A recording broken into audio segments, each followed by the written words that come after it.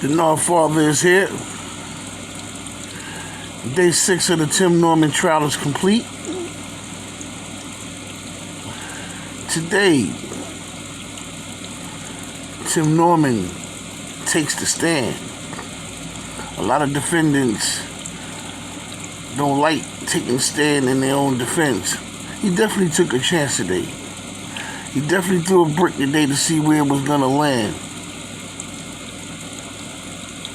But with the jurors not knowing too much about the black culture or even sweetie pies, he took a chance to lead the blind today. I don't even think it was a planned defense between him and his lawyer, Michael Irvin Leonard. I think he decided to do that on his own. His mother was in attendance today. They asked him all kind of questions like, what was he to Dre? He was his uncle, he brought Dre back from St. Louis. He brought back from Texas because Dre went back after graduating from high school and he was having trouble out in Texas, which I kind of figured he did. Texas is a tough state, and you got a lot of people hating on the fact that he was on TV, and Dre wasn't no soft dude, you know what I'm saying? He was rough, you know what I'm saying? He was rough. So he was getting into his little beefs, and his mother, sent him back after Tim and his mother and his aunts had a discussion on whether they should bring him back, just like they had the discussion whether they should send him back down when it was time. So they brought him back. He went to the Nelly Music School, which was funded by Tim, and that's a hell of a school too. He stayed in the apartment. I heard about that before. They said he got kicked out allegedly because he was smoking a lot of marijuana in that building, and that was one of those strict buildings, like one of them condo type apartment buildings. A lot of marijuana was coming underneath the door, and I heard this a few years ago, and they wasn't having it, and they asked him to leave.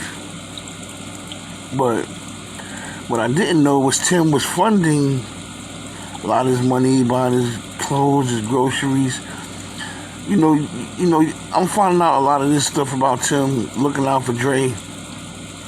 You know what I'm saying? So that enabled the defense to try to paint a bad picture of Andre, saying he did this and that, and he was having problems, and that's what led Tim to take out the life insurance policy. It's all deep. It's all deep in its own right. You know what I'm saying? And the prosecution asks, the defense asked him the ultimate question that everybody, paid close attention to. Did you murder your nephew? The answer to that one was no. Obviously, you're not going to sit there and say yeah. But Tim took a chance taking that stand today, and he took the stand, like I said, knowing that the jurors don't know too much about the black culture up close and personal. They're not into soul food. I mean, everybody knows about murder, you know what I'm saying? I mean, come on, you watch at least one TV show where somebody get murdered a day. Shit. You know what I'm saying? But, Tim went in there today attempting to lead the blind. And, he's a TV show writer himself. He wrote several sweetie pie shows. Executive producer. You know what I'm saying? So, like I always said, Tim is no dummy. Some people just so smart they stupid. But he's no dummy by any means. But once again, some people are so smart they stupid. But we about to find out right now if Tim's attempt worked. Because you know why? Because the prosecution still has to prove that Tim orchestrated the hits. Do they have the proof? That they said they had the proof. You know, they have to produce proof between the Texas, between him and Travell. Now, one thing that's gonna really, to me, hurt the prosecution, there was no direct conversation between Tim and Travell Hill. That's my prediction. All right, we know he had a conversation between him and Tarek Ellis. They went back to the hotel. They did the hokey pokey, you know, whatever, and all that there. But what might stagger this case a little bit is the fact that there was no direct conversation between Tim and Travell Hill. There's no direct conversation with Tim instructing Travell Hill on what to do. You know, there was an in-between man, this man DJ Beats, the basketball player. You know what I'm saying?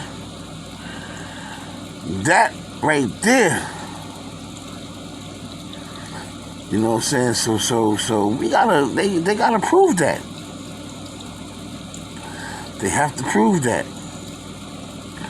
They have to prove that Tim, you know, gave Travell Hill the word. Even though they saying they all ended up in the same place because of Tim. You can say anything in the court of law, you gotta prove it. But anyway, we're gonna get back to that. We'll see what the jury talking about and how the jury feel, because they have the last word, and then the judge have the last word. Until then, the non-father gonna fall back on this one for the night. I'll be back tomorrow with more. Check out my little exercise videos I had going on today. You know what I'm saying? Yesterday, you know, it's gonna be up to 12 o'clock soon. So, you know what I'm saying? You know, I'm out there. I'm trying to get fit. You gotta be fit to stand on this platform. You know what I'm saying? You just can't sit around and talk junk and eat food all day and get fat. All right, I'm out, y'all. Talk to y'all soon. Peace.